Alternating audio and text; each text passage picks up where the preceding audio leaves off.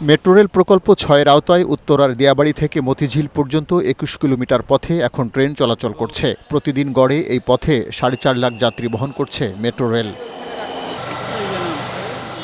যাত্রী চাহিদার কথা মাথায় রেখে মতিঝিল থেকে কমলাপুর পর্যন্ত আরও ১.১৬ কিলোমিটার পথ বাড়ানো হয়েছে। প্রকল্প ঘুরে দেখা গেছে, নতুন এই অংশের মাথার উপরের পিলারকে যুক্ত করা ভায়াডাক্ট বসানোর কাজ অনেকটাই শেষ। কিছুদিনের মধ্যে রেলপথ বসানো সহ অন্যান্য কাজ শুরু হবে। 27 স্পেনের মধ্যে অলরেডি 24 স্পেন কমপ্লিট। আমরা দিনে কাজ করি, নাইট শিফট আছে, নাইটে রাতেও কাজ করে। 6 মাস মতো হলে কাজের আমাদের শেষ পর্যায়ে হয়ে যাবে। কমলাপুরে মেট্রো রেলের নান্দনিক স্টেশনের স্টিলের অবকাঠামো নির্মাণ কাজও শেষের পথে। এখন স্টেশনের রুফশিট স্থাপনের কাজ চলছে।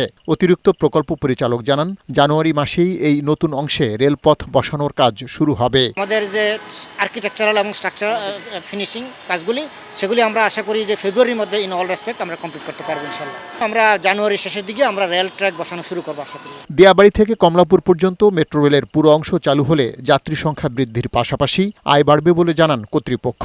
কমলাপুর কানেক্ট করে সেক্ষেত্রে আমরা আশা করি যে আরও 1 লক্ষ প্যাসেঞ্জার বাড়বে।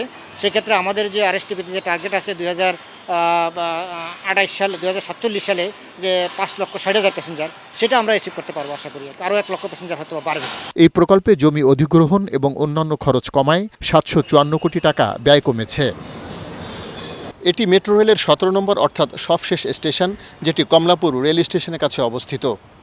মতিঝিল থেকে কমলাপুর পর্যন্ত মেট্রো রেলের এই 1 কিলোমিটারের নতুন অংশের নির্মাণ কাজ নানা কারণে থমকে গেলেও এখন আবার এর গতি পেয়েছে। এই অংশের নির্মাণ কাজ শেষ হলে এখানকার মানুষের চলাচল যেমন নির্বিঘ্ন হবে, তেমনি নির্মাণ কাজের ঝুঁকি থেকে রেহাই পাবেন এখানকার মানুষ।